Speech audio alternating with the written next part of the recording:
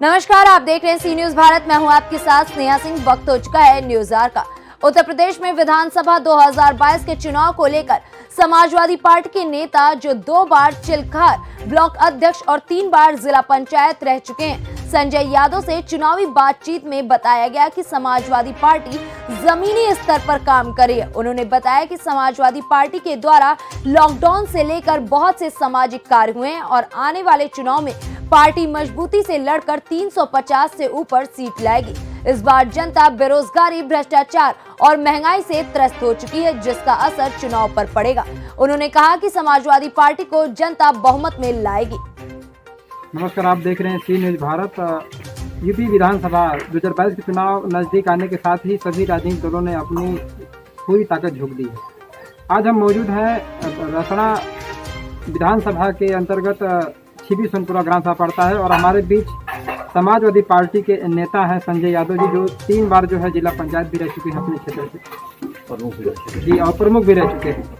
तो हम थोड़ा जानेंगे कि राजनीति के बारे में कि आखिरकार समाजवादी पार्टी इस समय उसकी रणनीति क्या चल रही है। पहले परिचय लेते हैं।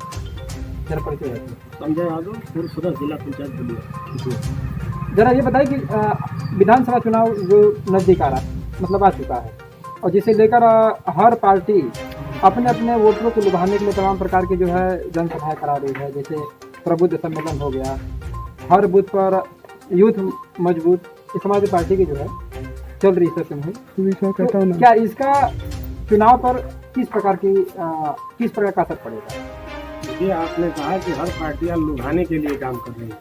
समाजवादी पार्टी कोई लुभाने वाला काम नहीं करती। समाजवादी पार्टी धरातल पर काम करती है जिससे जनता को सीधे लाभ मिल सके। हम लोग कोई लुभाने वाला काम नहीं करते, वह काम करते हैं जिससे गरीब, कमजोर लोग, पीड़ित लोग मतलब उससे लाभान्वित हो सके। हमारे राष्ट्रीय अध्यक्ष माननीय अखिलेश यादव जी जो भी काम करते हैं, आप चाहे जिस योजना को हमसे पूछेंगे, सारी योजना के विषय में बताऊंगा। जितनी योजनाएं उसमें उन्होंने चलाया, वो सारी योजनाएं उत्तर प्रदेश के गरीब, कमजोर लोगों के लिए चलाई गई और उसका लाभ पूरे उत्तर प्रदेश के लोगों ने लेने का काम किया। अब देखा जाए तो बीजेपी कहती है कि हमने विकास कराया, और पार्टी ये कहती है, समाजवादी पार्टी कहती है कि हमने जो योजना का शुरू किया वही उन्होंने जो है उसका उद्घाटन किया। इसके बारे में क्या कहेंगे? अब आपने कहा कि बीजेपी कहती है कि हमने विकास किया। आप न्यूज चैनलों पर देख रहे होंगे, भारतीय जनता पार्टी के जो नेता हैं उनसे ये पूछा जाता है कि 1-2 काम का नाम बता दीजिए, तो उनके बड़े बड़े नेता बता नहीं पाते हैं कि हमने कौन सा काम किया। ये बलिया, मैं बलिया का रहने वाला, बलिया में आप हमसे पूछेंगे कि समाजवादी पार्टी के राष्ट्रीय अध्यक्ष ने मुख्यमंत्री रहते हुए क्या किया, तो मैं आपको बताऊंगा। यहाँ बगल में पुर है, वहाँ स्टेडियम बनाने का काम किया। एशिया का सबसे बड़ा पुल जनेश्वर सेतु के नाम से बनाने का काम किया। बलिया में आपका यूनिवर्सिटी बनाने का काम किया। रसड़ा विधानसभा में सबसे बड़ा 440 केवीए का पावर सर्विस स्टेशन बनाने का उन्होंने काम किया।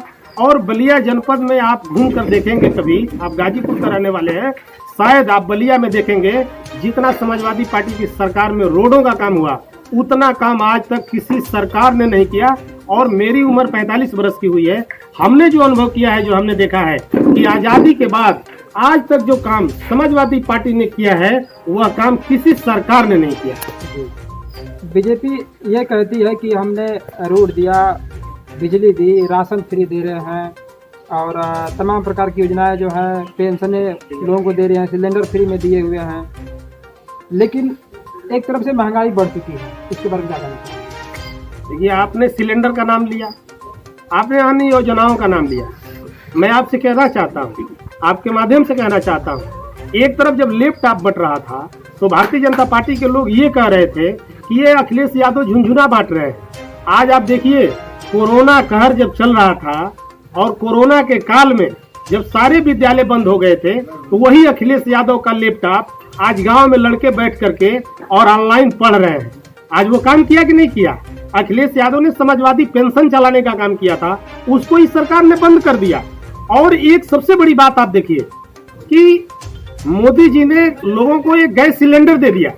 आप देखते होंगे बड़ी बड़ी शहरों में पाइपलाइन के द्वारा लोगों के घर गैस पहुंचाई जा रही है, उनके घर से सिलेंडर को जमा करा लिया। सरकार ने, और वही सिलेंडर गांव में लोगों को दे दिया फ्री में, और ये कहते हैं मोदी जी की हमने फ्री में सिलेंडर दे दिया। मोदी जी का तो कुछ लगा ही नहीं। वो जो बड़ी बड़ी शहरों में, आप बनारस में देख लीजिए, ऑनलाइन पाइप से कनेक्शन हो गया है, गैस पहुंच गया और वो सारे सिलेंडर जमा करा लिए गए। पूरे उत्तर प्रदेश के महानगरों के सिलेंडर सरकार ने जमा करा लिया, एक पैसा सरकार का नहीं लगा, और सरकार ने जनता के बीच उस सिलेंडर को बांट करके, और सीधे सीधे मैं ये कहूंगा कि वोट को खरीदने का काम किया, लोगों को लुभा करके वोट लेने का काम किया। और जनता अब जान चुकी है कि इस तरीके से बेवकूफ ज्यादा दिनों तक बनाकर राजपाट नहीं चलाया जा सकता। अगर देखा जाए तो असदुद्दीन ओवैसी जो आए हुए हैं वो कहीं ना कहीं कभी बीजेपी के बारे में कुछ कहते हैं, कुछ सपा के बारे में कहते हैं, और उनके आने से क्या असर पड़ सकता है चुनाव पर? देखिए, ओवैसी साहब के विषय में मुझे कुछ नहीं कहना, लेकिन ओवैसी साहब को हम लोग देखते हैं, जो हम लोग देख रहे हैं। अभी आपने कलकत्ता में देखा ओवैसी साहब ने क्या किया, बिहार में आपने देखा ओवैसी साहब ने क्या किया। अब ओवैसी साहब के विषय में, मैं बड़े नेता हैं, उनके विषय में मैं कोई चर्चा नहीं करना चाहता, लेकिन इतना मैं जानता हूं कि उत्तर प्रदेश का मुसलमान होशियार है, चालाक है, और उत्तर प्रदेश का नहीं, बलिया का मैं कहूं, बलिया का एक गाय चराने वाला भी व्यक्ति राजनीति को खूब अच्छी तरह समझता है। तब मैं कहना चाहता हूं, ओवैसी साहब की यहाँ दाल गलने वाली नहीं है। एक तरफा लोग समाजवादी पार्टी को पसंद कर रहे हैं, समाजवादी पार्टी की सरकार बनाने जा रहे हैं अपनी बहबूदी के लिए, अपने विकास के लिए। जी, बीजेपी सरकार के 4.5 साल पूरे हो चुके हैं, इसे आप किस रूप में देखना चाहेंगे? और वहीं पार्टी इस बार जो है राष्ट्रवाद और विकास के मुद्दे को लेकर जो है जनता के बीच जाने वाली है। भारतीय जनता पार्टी केवल नफरत का भाव, नफरत पैदा करना जानती है, और नफरत पैदा करके सरकार में आना जानती है। पुनः एक बार भारतीय जनता पार्टी हिंदू मुसलमान के नाम पर वोट लेना जानती है। इस बार उत्तर प्रदेश की जनता भारतीय जनता पार्टी को जान चुकी है, अब उसके बहकावे में आने वाले नहीं है।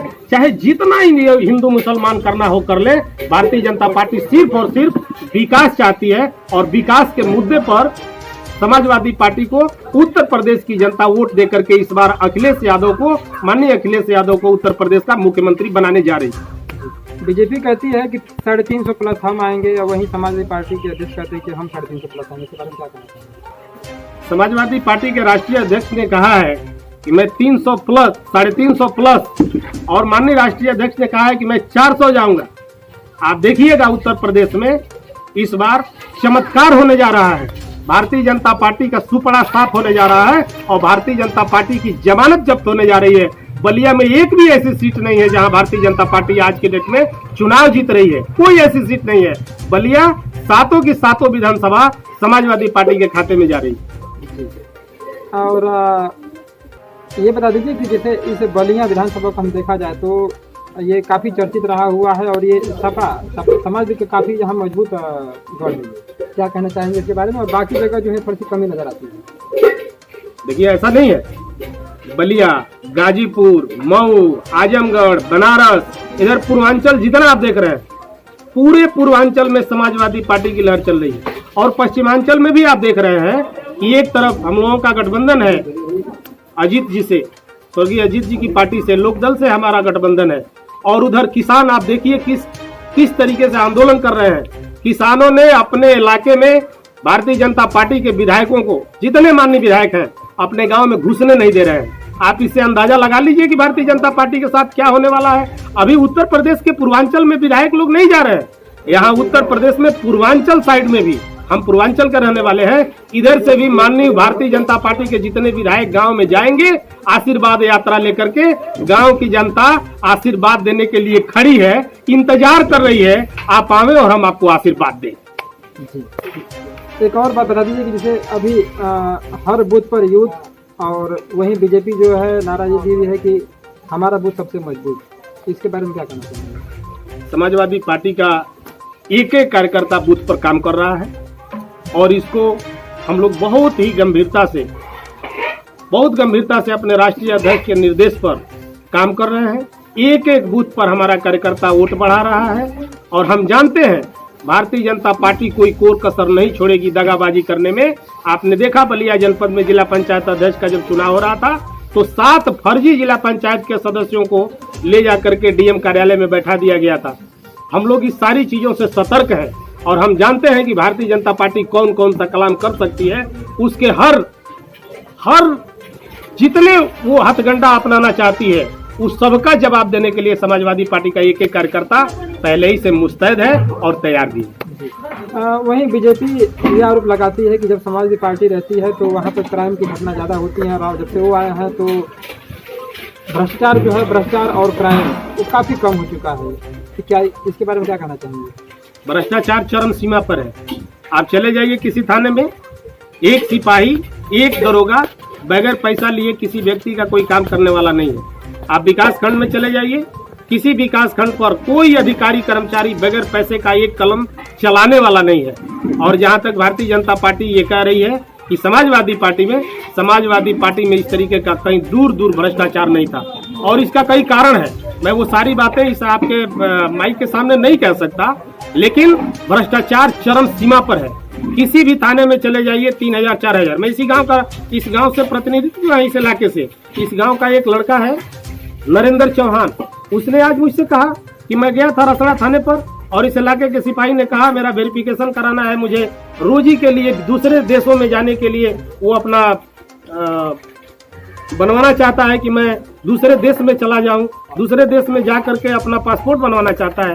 वो चाहता है कि मैं जा करके अपनी रोजी रोटी, अपने बच्चों को पढ़ाने के लिए, लिखाने के लिए, अपनी माँ की दवाई के लिए वो इंतजाम करना चाहता है। और वही थाने पर हमसे फोन करके कहा कि भैया हमारा 3000 रुपया मांग रहे हैं सिपाही जी, और हमारा किसी तरीके से यह काम करवा दीजिए।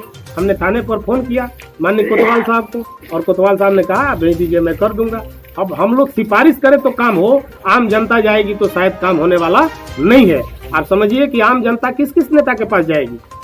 आम जनता को सुकून चाहिए, काम चाहिए, रोजगार चाहिए और 2 रोटी का भोजन चाहिए, उसको शिक्षा चाहिए। और विशेषकर आपके चैनल के माध्यम से कहना चाहता हूँ कि सबसे जरूरी यहाँ शिक्षा और स्वास्थ्य के सवाल पर आप देख लीजिए। एक तरफ जब कोरोना कहर चल रहा था, कोई ऐसा गांव नहीं जिस गांव में 10-20 लोगों की मौत नहीं हुई है। हर गांव में कोरोना काल में 10-20 लोगों की मौत हुई है। आप उत्तर प्रदेश के पैमाने पर देखेंगे तो पता नहीं कितने लाख लोग इस दुनिया से चले गए, और उनके परिवार के बच्चे आज अनाथ हो गए हैं। उनके परिवार के बच्चों को आज कपड़ा कोई देने वाला नहीं है, उनके बच्चों की पढ़ाई के लिए कोई चिंता करने वाला नहीं है। ये सरकार इन सब चीजों पर मुस्तैद नहीं है। सरकार केवल लूटपाट और सत्ता हासिल करने के लिए सारा हथकंडा अपना रही। ये तो हमारे बीच में संजय यादव जो कि समाजवादी पार्टी के नेता हैं और जिला पंचायत भी रह चुके हैं। आप भी सी न्यूज़ भारत, मैं रमेश यादव, बलिया। गाजीपुर से सी न्यूज़ संवाददाता रमेश की रिपोर्ट। फिलहाल इस खबर में बस इतना ही। देश विदेश की ऐसी तमाम खबरों को देखने के लिए बने रहें सी न्यूज़ भारत के साथ। हर खबर आपके साथ, आपके हाथ।